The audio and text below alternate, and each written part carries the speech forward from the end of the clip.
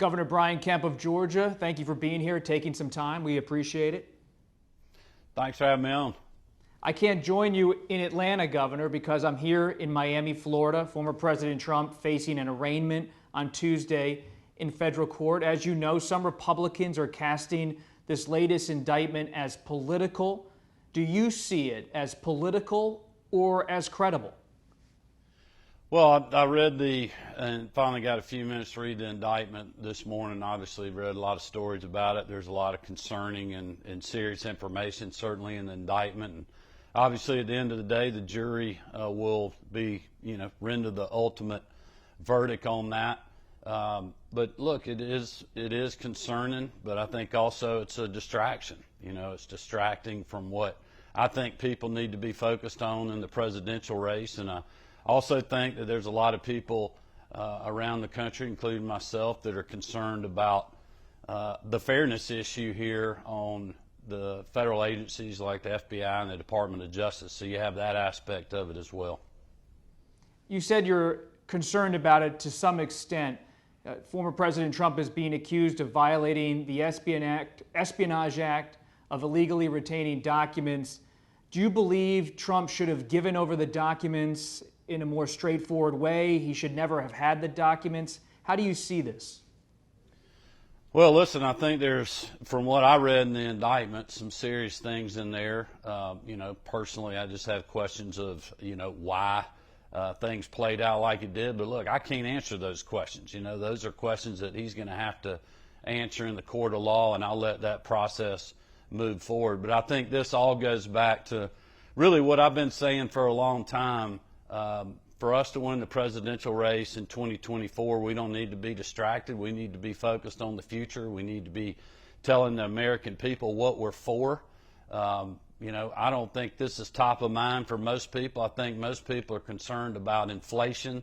They're concerned about the border. They're concerned about, am I going to have a job next year or next month? And that's really what I believe Republicans need to stay focused on and not get bogged down in the politics of this indictment. You've criticized former President Trump in recent weeks, especially for his praise of the North Korean dictator Kim Jong-un. Has he been too friendly to dictators like the North Korean leader? Well, what I've been doing is trying to set a roadmap for our candidate, whoever our nominee is going to be, for Republicans to be able to win. I mean, at the end of the day, if you don't win, you don't get to govern.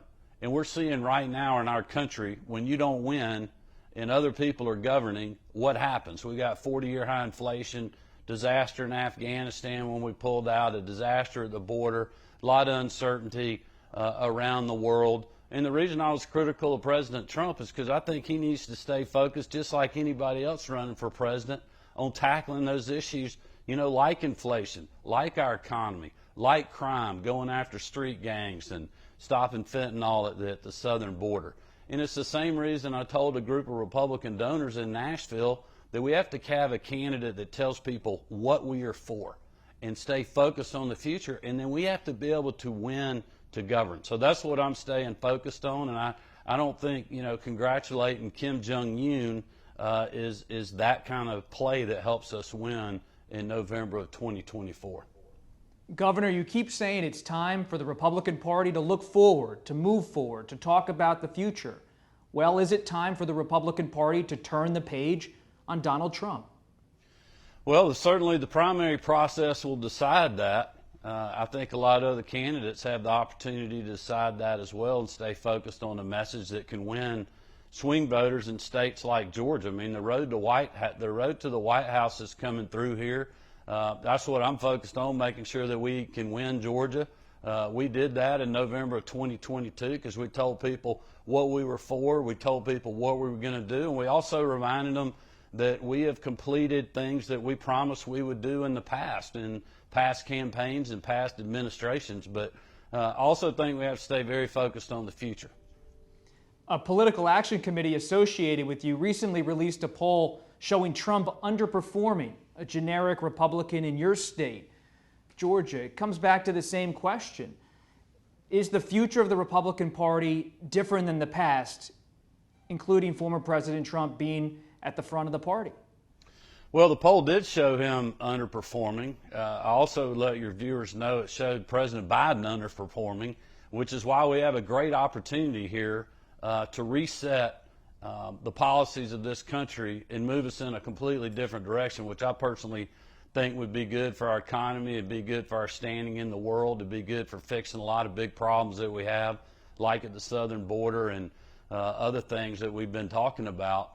But that's what the voters are going to decide. I mean, my whole point of all of this is like the generic ballot here is a lot better than what President Trump is polling, because the generic ballot, we've been talking about things that we would do for people, what we stand for, you know, like wanting to keep our community safe, making sure that our kids were back in the classroom after COVID, and that people had a job and they had an opportunity to go back to work when the government, many governments were not allowing them to do that.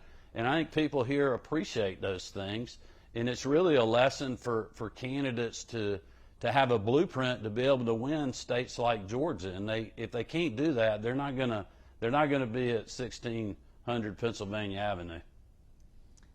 You've had a record in Georgia that's as conservative as any. You talk to any Republican, they say the Kemp record on the economy, on cultural issues, it's right wing, it's conservative. For a conservative's conservative, you're right there. You've also underscored your independence in how you handled 2020, defending the election's integrity in Georgia. And just as we said, you've criticized Trump for his comments on Kim Jong-un in the past few weeks. If someone who didn't follow you met you in the street and said, Governor, just where do you stand on Trump right now? What would you say? Well, I would tell them that, look, I appreciate a lot of the things that President Trump, Vice President Pence, and the Trump-Pence administration did for the state of Georgia. We've worked very closely with them. I've obviously disagreed with a lot of things. I mean, he was very critical of me and the state when I reopened really small parts of our economy after COVID. But I was fighting for our people. I wasn't worried about getting criticized by him or the national media or the local media or the Democrats for that matter. I was standing up for the hardworking people of our state. And I think our state and our country is better for that. I did the same thing with getting our kids back in the classroom, but also followed the law and the Constitution when it came to the 2020 election amidst heavy criticism from him and people in my own party. And that's what I'll continue to do. That's what I took an oath to do, and that's what conservatives do. To me, the Constitution and the laws of this state and this country are bigger than any person and in any political party. You've won 2 tough races in Georgia. You know what it takes to win. You know politics as well as anyone on the national level. When you look at Trump right now in the Republican presidential race, do you believe he could be beaten? He's dominating the polls. But do you believe sometime next year he could be beaten by a Republican rival? Well, listen, I think any politician that's running can be beaten, and any politician that's running can win. I mean, that's what the process is gonna be all about. You know, look, I'm just giving people advice for what I think helps them win in Georgia. They can take it or not. I got a lot of friends that are running for president. A lot of accomplished people are on the Republican side, and we'll let that process play out. But I know this, in a swing state like Georgia, if you're going to win at the end of the day in November, you better be focused on the future, and you better be telling people what you're for. Speaking of the future, the Georgia Republican Party had its convention over the weekend, and a lot of the people there are still talking about the past. Some election deniers from 2020 were elected to key posts in your own state party. You didn't show up because why? Why didn't you show up? Well, I just have a fundamental disagreement with the former chairman of the party. I mean, he worked hard against me. He worked hard against other great Republicans in our state. You know, I'm a proud Republican. I had a lot of friends that went to the convention, but I just decided not to go this year for obvious reasons. But listen, don't mistake that for me not being politically engaged in our state. I am. My Georgia's First Leadership Committee, our Hardworking Americans PAC, and our Hardworking Georgians PAC is all designed to help a Republican win Georgia in 2024, but also to keep our strong majorities in the legislature here and help the colleagues that I'm serving with that have really put this great record together great economy, fighting for our values in our state, and I'm committed to helping the members of the General Assembly get reelected as well, but also winning Georgia for our nominee. Did Trump break the Georgia Republican Party as an institution? Well, I wouldn't say any political process is broken. It ebbs and flows. That's always been the case. There's always been a little bit of divide from people in the party and from people that are serving in government, and that's fine. I've grown up with that, really been involved in that for 20 plus years.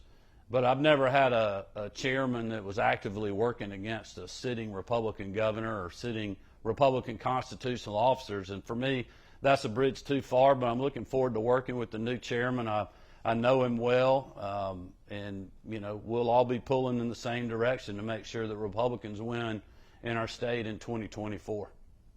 Governor, in Georgia over the weekend, Kari Lake, the former Arizona Senate candidate, said this about the Justice Department: "If you want to get Trump, you're going to have to go through me and millions of others." She noted that they are all card-carrying members of the NRA. Are those comments you'd align yourself with or discourage?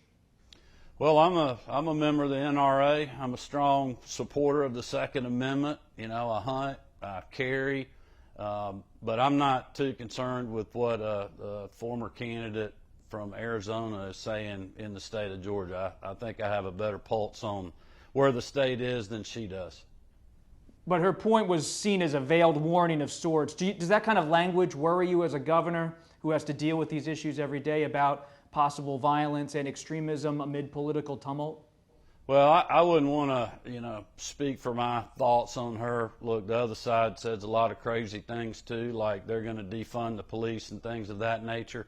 I can tell you in the state of Georgia, we're not going to put up with any kind of vigilantism or anything else when it comes to keeping our communities safe and making sure that people are behaving in the state. I think we've been pretty clear about that over the last 3.5 or 4 years, and we'll continue to be that way.